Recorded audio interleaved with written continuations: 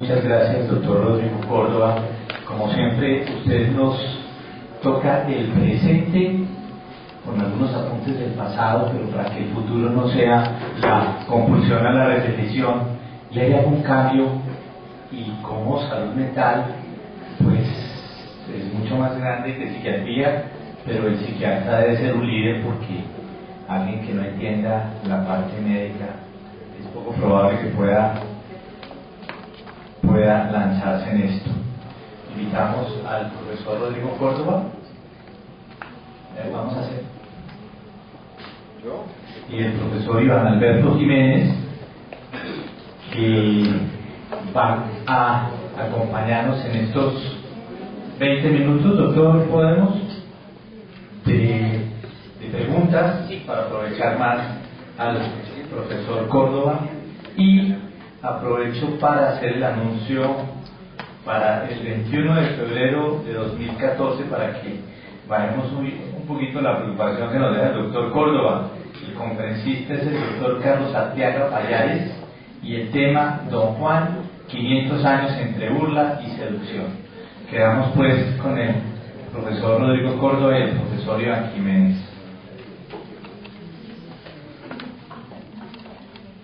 Sí. Bueno, doctor Córdoba, Rodrigo Córdoba, muchas gracias por esta exposición, que desafortunadamente es cierto todo lo que se ha dicho.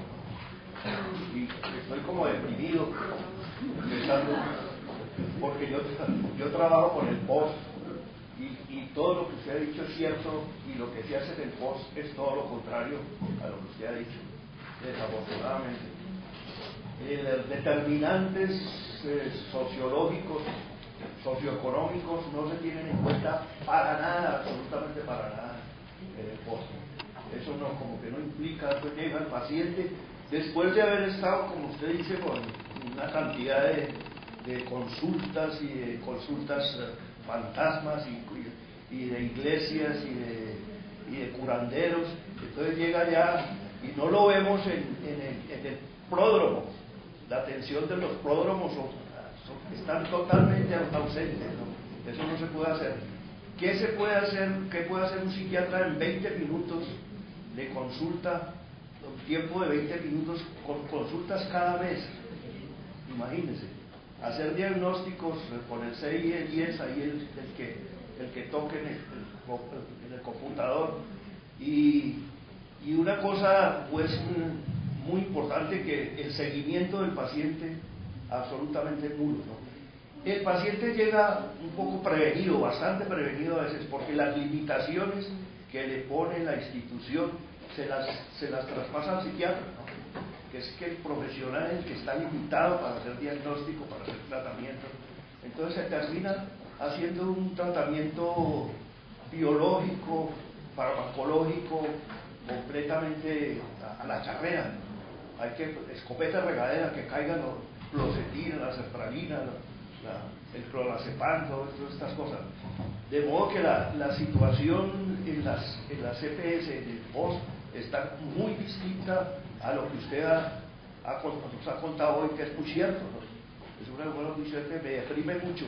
Yo le preguntaba a una colega que entraba al consultorio mío cuando yo salía, una colega que sé que está muy bien formada y muy buena profesional, le decía, bueno, ¿qué es lo que hacemos nosotros aquí? Y me contestó con una frase corta: controles farmacológicos. Y eso es lo que se hace en realidad. De modo que la situación está muy lejos de lo que usted plantea, que es una cosa muy efectiva, muy bien documentada, hasta llegar hasta el punto de cuestionarme yo si la psiquiatría es ciencia, ¿no? Con todos estos determinantes psicobiológicos y socioeconómicos que no hay nada que hacer con esto. Dentro de 20 minutos de una consulta cada mes, ¿no? Se ve uno impotente completamente a todos los determinantes socioeconómicos que se presentan en la consulta. Muchas gracias.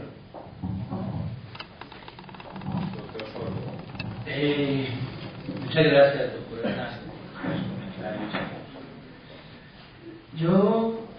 Yo he pensado que el mundo se debe mover como en la senda de la utopía. Es decir, si uno tiene claro el norte y va en esa dirección, yo creo que es posible que no llegue a ella, pero si va en esa ruta, por lo menos puede avanzar. Entonces, todos esos asuntos es la realidad, es la realidad y eso es lo que se vive en el día a día. En el día a día, lo que uno se empieza a preguntar es ¿cómo? ¿Por dónde? ¿En qué ruta? Entonces, claro, por ejemplo, ahora y sistema nervioso central tal vez recibió uno de los empujones más importantes. Si uno dice, se actualizó el POS de manera adecuada para el sistema nervioso central, entonces claro, entraron más inhibidores de recaptación de serotonina, entraron otros antipsicóticos, entró el citalopram, entró fluoxetina, entró fluoxamina, entró aripiprazol, entonces claro, y yo me encuentro con uno de mis compañeros de cátedra, me dice, oiga hermano, pero es el colmo, no entró ni un dual. Sí, ya sé, pues, pero por lo menos hay más de los que había antes, ¿no? Yo creo que estamos en un proceso que nos permite y ojalá nos permita. ¿Cuál es el norte? ¿Y por qué te pongo ese ejemplo? ¿Cuál es el norte? Que yo no creo que debe haber POS. Yo creo que debe haber un POS de exclusión, no debe haber plan obligatorio de salud, sino debe haber un plan obligatorio de exclusiones. Por eso puse esa lámina. Es decir, donde nos debemos centrar es en que el núcleo esencial del derecho es no lo que está circunscrito al POS, sino lo que necesita el paciente. Entonces, si uno va allá, por lo menos tenemos más cosas y no nos debemos perder de esa dirección. El asunto, uno dice tasas de cobertura. Entonces, claro, uno ve otros países, por ejemplo Ecuador, que a mi juicio es un país que se ha transformado de manera importante, pero uno hoy ve las tasas de cobertura siguen siendo las bajas. Nosotros tenemos el 94. Entonces yo digo, pero la gente todas la atienden bien. Yo digo, no. Entonces, pero es cierto, hoy en día están homologados los planes, el consumidor, el subsidiado tiene los mismos derechos. ¿Qué podemos hacer para atender bien esa gente? Y yo creo, doctor Montaño, que esa es la pregunta que nos tenemos que hacer. ¿Cómo atendemos de mejor manera a la gente? ¿Qué es lo que se necesita en el tiempo? Entonces yo digo, listo, hay unos que van a la consulta donde el doctor Montaño. Pero si yo digo que las tasas de prevalencia en depresión es el 15%, muchos no están yendo a ninguna EPS, es decir, están subdiagnosticados.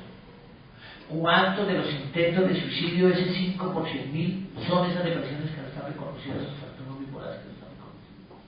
Todos, tomemos 1% de prevalencia de esquizofrenia, es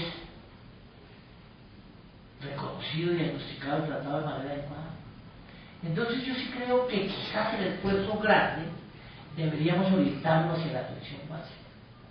Entonces, claro, yo tengo diferentes discusiones que es el intento. Yo digo, impactamos los determinantes sociales, debemos participar, quizás en los colectivos, en los grupos, pero no podemos transformar una sociedad nosotros, sino como contribuyendo como ciudadanos, tomando la iniciativa política que crea que es quien más lo va a transformar, tomando a como creo yo que se deba transformar, pero en los determinantes biológicos, en la concepción, yo sí creo que deberíamos en el APS generar procesos de educación en los médicos que detecten tempranamente la enfermedad, que la intervengan si están en su nivel y si no la remitan de manera oportuna, porque esas intervenciones precoces de manera adecuada. Ahora, ¿cómo prestamos el servicio? Y es un poco más el foco de la pregunta del doctor Montaño. Es que solo le damos el tratamiento. Necesitamos más consultas. Y yo creo que en un momento político como este es un momento muy oportuno de crear la demanda. Es decir, de decir, estas personas no pueden tener control una vez al mes. Estos pacientes necesitan tener control. ¿Y hacia dónde? Hacia las organizaciones médicas. De hecho, la primera actualización del POS, el acuerdo 29, habla que toda persona tiene derecho a 30 sesiones de psicoterapia. Se las estamos dando. Y entonces surge otra discusión. Eso es una obligación, eso es del Estado, eso no es rogado ni limosneado. Pero seguramente si el psiquiatra que está en su trinchera de la EPS dice eso, se envía una discusión. ¿Qué es psicoterapia? Pues claro, aquí hay muchos expertos, pero yo sí quisiera que dijeran, bueno, ¿qué tipo de psicoterapia? ¿Cuánto tiempo es lo mínimo? ¿Cuántas sesiones? ¿Enfocadas hacia dónde? Habrá algunos que necesitarán psicoterapia de apoyo, otros que necesitarán psicoanálisis. ¿Cuáles son los que deberían ir allá y cuáles son los que deberíamos ir acá? Esa es la tarea de la sociedad civil. Porque ¿quién más puede orientar eso? Nadie más, nos tenemos que orientar nosotros. Ese es el punto, que tenemos que orientarnos. Una tarea no espero traducir todo eso. Porque ese es el punto. Nosotros somos los que tenemos que decir qué se necesita y empezar a pelear por lo que se necesita. Porque vuelvo e insisto, el que no sabe para dónde va, cualquier municipio. Y yo creo que en eso tenemos que ponernos de acuerdo. Muchas gracias. Un comentario al tema que plantea el doctor Montaño, reiterando las felicitaciones a la charla de Rodrigo y lamentando que el tiempo sea tan corto para la profundidad de lo tocado. Cuando nos sentamos acá le dije, bueno, menos mal ya te saliste los prodromos, pero era una broma porque yo creo que eso es lo que hace la ciencia. La ciencia toma un tema, lo investiga y determina hasta qué punto tiene una utilidad.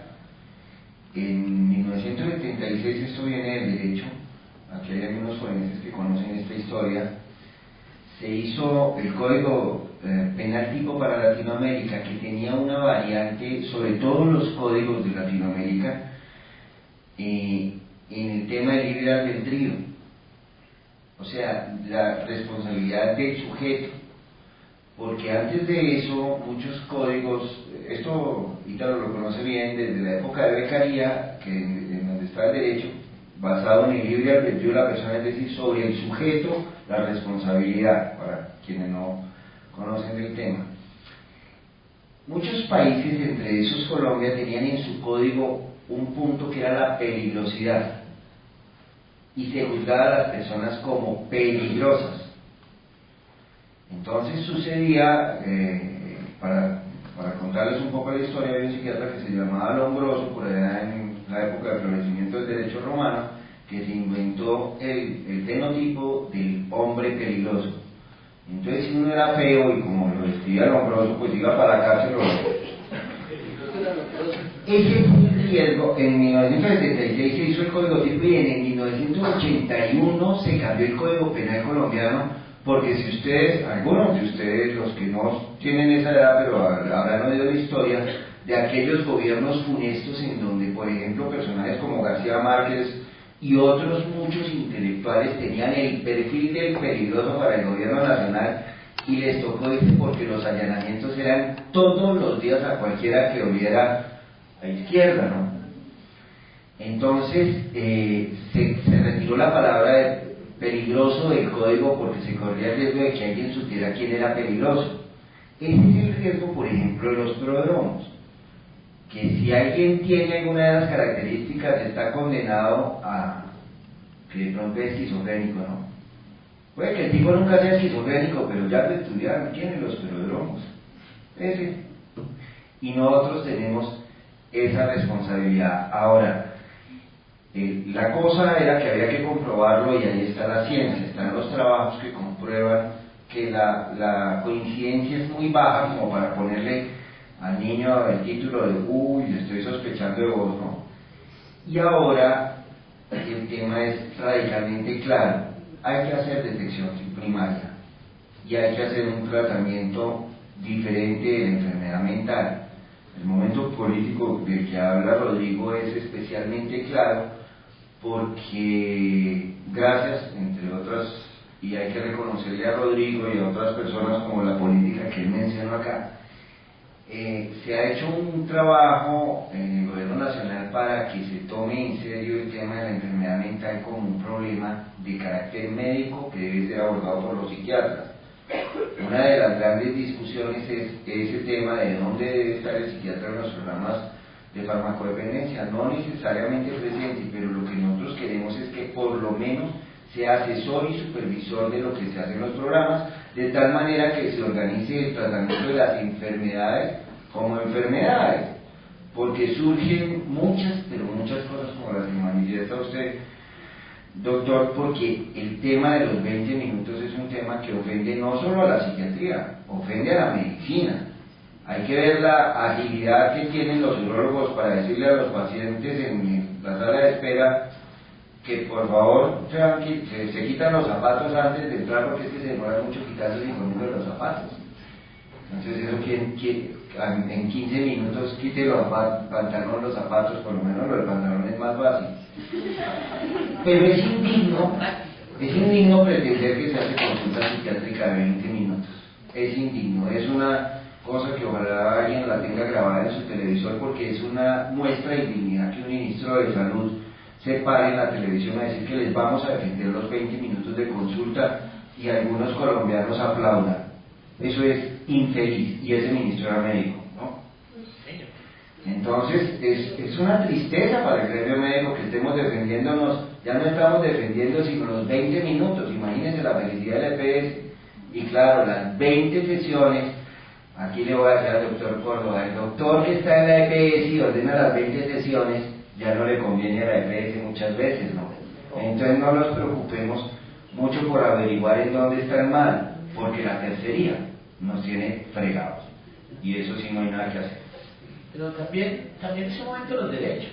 Yo sí creo que la tutela de la Constitución del 91 ha permitido reclamar los derechos. Yo sí creo que si están ahí y si el psiquiatra le exige, porque ese ha sido el problema, que en un momento toda esa posición intimidatoria lo que ha terminado es echando a un lado las EPS han tenido y han entendido que han abusado de los pacientes, del sistema, y creo que tienen una actitud y si no, pues está la vía jurídica. Si el psiquiatra reclama las 20 sesiones o las 30 sesiones, pues será porque las necesita, y si hay que justificar, hay que justificar. De hecho, eso ha sido la tutela. De hecho, yo tengo una inquietud aquí, que hay tantos colegas también formados en psicoanálisis. ¿Cuáles serían las indicaciones del psicoanálisis del sistema de salud? Yo creo que las hay.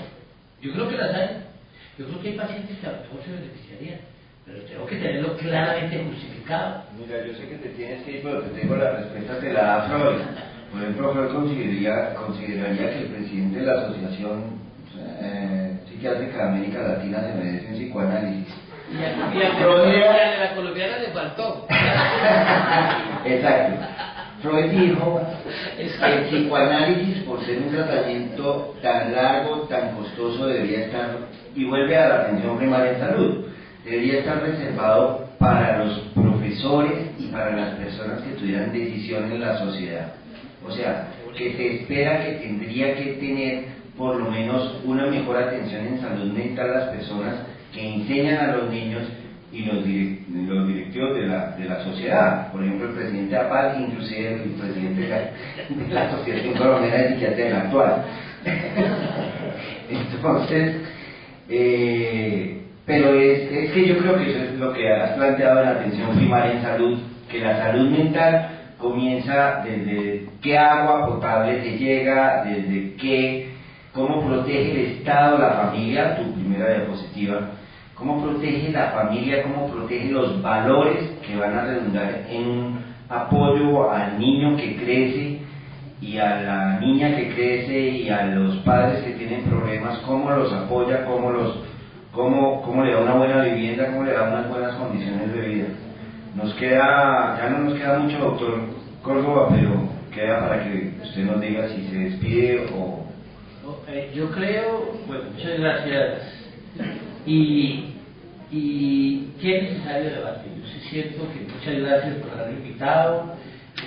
Es conocido de algunos que estoy comprometido en el debate, pero creo que ojalá nos contamináramos todos de ese entusiasmo de entrar en el debate para construir un camino, para construir un norte. Estás tú liderando la Asociación Colombiana de Psiquiatría. Creo que podemos sumar fuerzas. Esto no es un problema solo de Colombia. Antes yo creo que Colombia, como mostraban los perfiles epidemiológicos en esto, ha cambiado.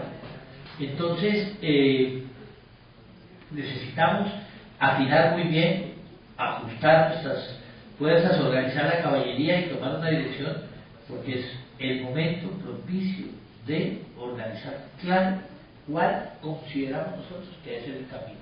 Y ir en ese camino al debate, donde quiera que sea, pero pues para construir, salir con algo, un camino recto, un camino concreto, porque yo sí siento que se hace mucho, pero avanzamos poco. Y bien, me encanta aquí estar siempre, ya sea en cualquiera de las reuniones, con el mayor de los gustos. Aquí estoy de casa, vengo muchas veces a que nos revise el doctor Jiménez, entonces encantado de estar acá y de participar activamente en el debate, ya sea en grupos pequeños. La verdad es que desde chiquito venía porque él es hijo de un psiquiatra que trabajó mucho tiempo acá y que es parte de la historia de esta casa. Así que no es nuevo que venga ni viene a tratamiento conmigo, no tengo pacientes de tan alta alcurnia. Muchísimas gracias, Rodrigo, nuevamente, y muchas gracias a ustedes.